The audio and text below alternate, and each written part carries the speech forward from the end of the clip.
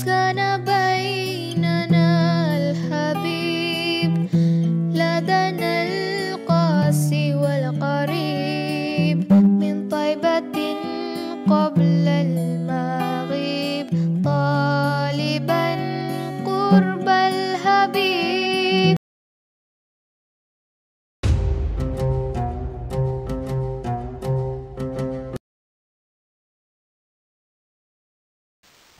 Bismillahirrahmanirrahim. Assalamualaikum warahmatullahi wabarakatuh.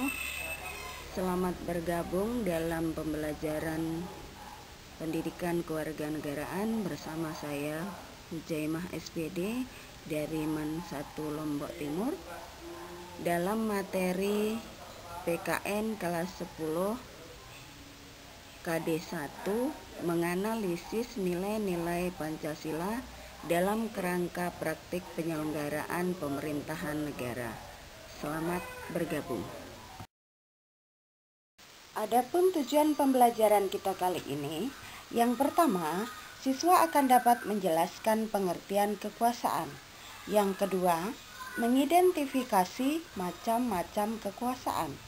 Yang ketiga, menganalisis pembagian kekuasaan di Indonesia. Yang keempat, mengidentifikasi kewenangan presiden sebagai kepala negara dan kepala pemerintahan.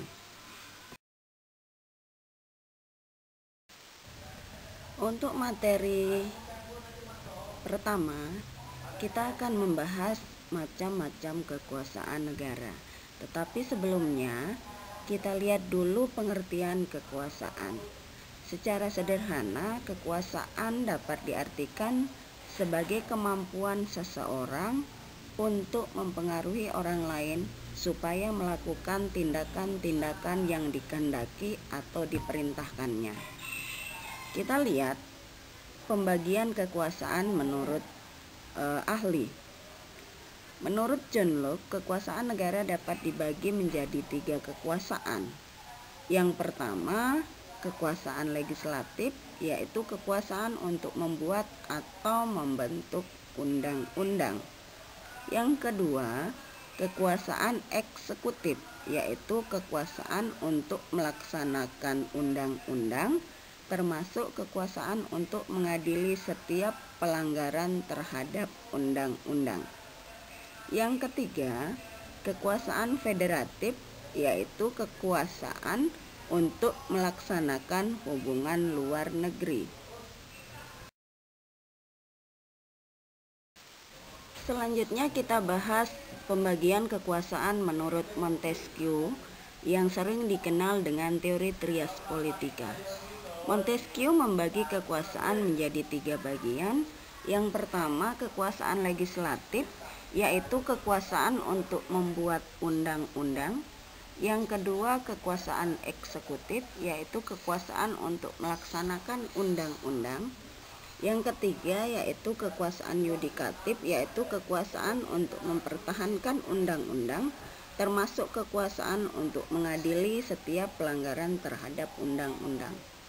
Pendapat Montesquieu ini merupakan penyempurnaan dari pendapat John Locke, di mana kekuasaan federatif yang dikemukakan oleh John Locke sudah tertuang dalam kekuasaan eksekutif yang dikemukakan oleh Montesquieu. Sementara kekuasaan mengadili berdiri sendiri yang dimasukkan dalam kekuasaan yudikatif oleh Montesquieu. Selanjutnya, konsep pembagian kekuasaan di Indonesia. Pembagian kekuasaan di Indonesia sepenuhnya diatur dalam Undang-Undang Dasar Negara Republik Indonesia tahun 1945, di mana pembagian kekuasaan di Indonesia dibagi dalam 2 bagian. Yang pertama, pembagian kekuasaan secara horizontal, kemudian yang kedua, pembagian kekuasaan secara vertikal. Satu persatu pembagian kekuasaan di Indonesia. Yang pertama, secara horizontal. Pembagian kekuasaan pada tingkat pemerintahan pusat mengalami pergeseran setelah terjadinya perubahan Undang-Undang Dasar Negara Republik Indonesia tahun 1945, di mana pergeseran yang dimaksud adalah pergeseran klasifikasi kekuasaan negara yang umumnya dibagi dalam 3 kekuasaan, yaitu eksekutif, legislatif, yudikatif. Namun setelah adanya perubahan, terbagi menjadi 6 kekuasaan. Yang pertama, kekuasaan konstitutif, yaitu kekuasaan untuk mengubah dan menetapkan undang-undang dasar, yang kekuasaan ini dipegang oleh MPR yang ditegaskan dalam pasal 3 ayat 1 Undang-Undang Dasar Negara Republik Indonesia tahun 1945.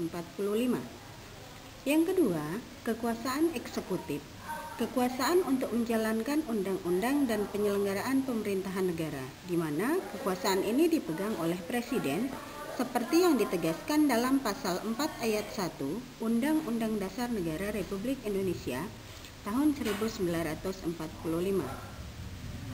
Yang ketiga, kekuasaan legislatif, yaitu kekuasaan untuk membentuk undang-undang, di mana kekuasaan ini dipegang oleh DPR seperti yang diatur dalam pasal 20 ayat 1 Undang-Undang Dasar Negara Republik Indonesia tahun 1945. Yang keempat, kekuasaan yudikatif, disebut juga kekuasaan kehakiman, yaitu kekuasaan untuk menyelenggarakan peradilan, di mana kekuasaan ini dipegang oleh Mahkamah Agung dan Mahkamah Konstitusi seperti yang ditegaskan dalam pasal 24 ayat 2 Undang-Undang Dasar Negara Republik Indonesia tahun 1945. Yang kelima, kekuasaan eksaminatif, yaitu kekuasaan penyelenggaraan pemeriksaan atas pengelolaan dan tanggung jawab keuangan negara, di mana kekuasaan ini dipegang oleh BPK seperti yang ditegaskan dalam pasal 23E ayat 1 Undang-Undang Dasar Negara Republik Indonesia tahun 1945. Yang keenam, kekuasaan moneter, yaitu kekuasaan untuk melaksanakan kebijakan moneter, mengatur dan menjaga kelancaran sistem pembayaran, serta memelihara kestabilan nilai rupiah. Kekuasaan ini dipegang oleh Bank Indonesia selaku bank sentral, di mana kekuasaan ini ditegaskan dalam Undang-Undang Dasar 1945 pada pasal 23D.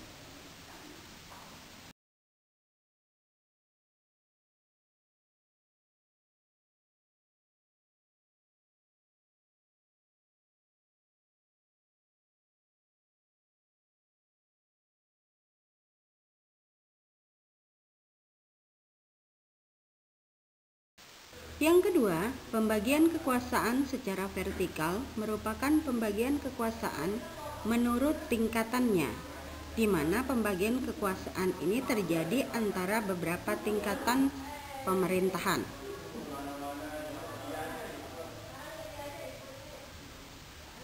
Pembagian kekuasaan ini muncul sebagai konsekuensi dari diterapkannya asas desentralisasi di Negara Kesatuan Republik Indonesia.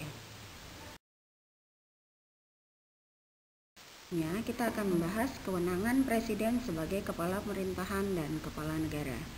Yang pertama kita lihat adalah kewenangan Presiden sebagai kepala negara berdasarkan Undang-Undang Dasar 1945.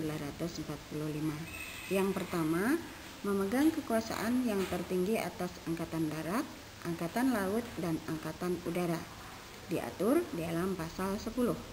Yang kedua, menyatakan perang, membuat perdamaian dan perjanjian dengan negara lain dengan persetujuan Dewan Perwakilan Rakyat, diatur dalam pasal 11 ayat 1.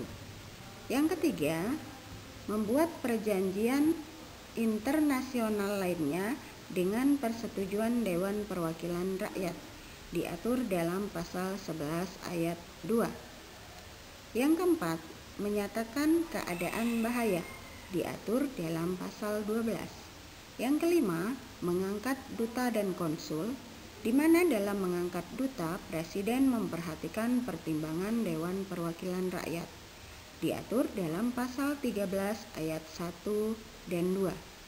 Yang keenam, menerima penempatan duta negara lain dengan memperhatikan pertimbangan Dewan Perwakilan Rakyat, diatur dalam pasal 13 ayat 3. Yang ketujuh, memberi grasi rehabilitasi dengan memperhatikan pertimbangan Mahkamah Agung, diatur dalam pasal 14 ayat 1. 8. Memberi amnesti dan abolisi dengan memperhatikan pertimbangan Dewan Perwakilan Rakyat, diatur dalam pasal 14 ayat 2. 9. Memberi gelar, tanda jasa, dan lain-lain tanda kehormatan yang diatur dengan undang-undang, diatur dalam pasal 15. Selanjutnya kita lihat kewenangan Presiden sebagai kepala pemerintahan. Yang pertama, memegang kekuasaan pemerintahan diatur dalam pasal 14 ayat 1. Yang kedua, mengajukan rancangan undang-undang kepada Dewan Perwakilan Rakyat, diatur dalam pasal 5 ayat 1. Yang ketiga, menetapkan peraturan pemerintah, diatur dalam pasal 5 ayat 2. Yang keempat, membentuk suatu dewan pertimbangan yang bertugas memberikan nasihat dan pertimbangan kepada Presiden, ditegaskan dalam pasal 16. Yang kelima, mengangkat dan memberhentikan menteri-menteri, ditegaskan dalam pasal 17 ayat 2. Keenam, membahas dan memberi persetujuan atas rancangan undang-undang bersama Dewan Perwakilan Rakyat, serta mengesahkan rancangan undang-undang, ditegaskan dalam pasal 20 ayat 2 dan ayat 4. Yang ketujuh, menetapkan peraturan pemerintah sebagai pengganti undang-undang dalam kegentingan yang memaksa, ditegaskan dalam pasal 22 ayat 1. Kedelapan, mengajukan rancangan undang-undang APBN untuk dibahas bersama Dewan Perwakilan Rakyat dengan memperhatikan pertimbangan Dewan Perwakilan Daerah, ditegaskan dalam pasal 23 ayat 2. 9. Meresmikan keanggotaan Badan Pemeriksa Keuangan yang dipilih oleh Dewan Perwakilan Rakyat dengan memperhatikan pertimbangan Dewan Perwakilan Daerah, ditegaskan dalam pasal 23F ayat 1. 10. Menetapkan Hakim Agung dari calon yang diusulkan Komisi Yudisial dan disetujui Dewan Perwakilan Rakyat, ditegaskan dalam pasal 24A ayat 3. 11. Mengangkat dan memberhentikan anggota Komisi Yudisial dengan persetujuan Dewan Perwakilan Rakyat, ditegaskan dalam pasal 24B ayat 3.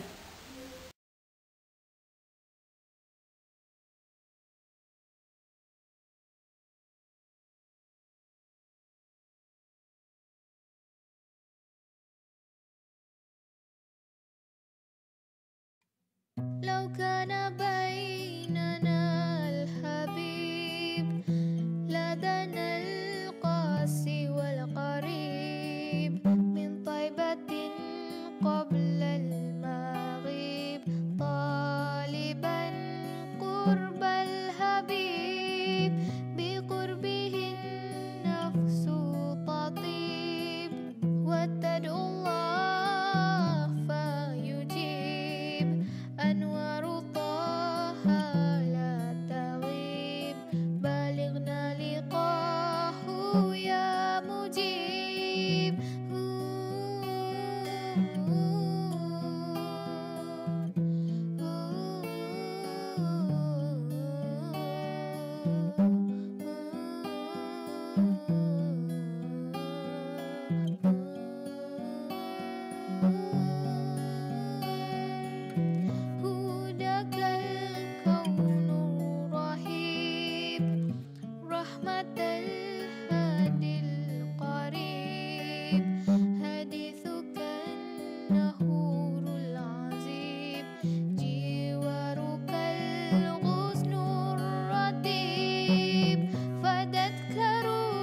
يا حبيب محمد مكرم الغريب بقربك الروح تطيب يا رحمة للعالمين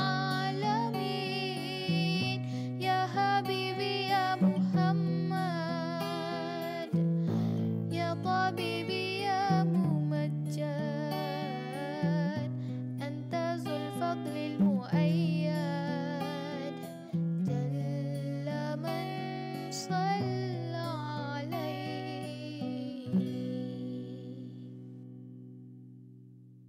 Demikian pembelajaran kita hari ini. Kita sambung di lain waktu. Semoga kita tetap diberikan kesehatan dan keberkahan. Terima kasih. Billahi taufiq wal hidayah. Assalamualaikum warahmatullahi wabarakatuh.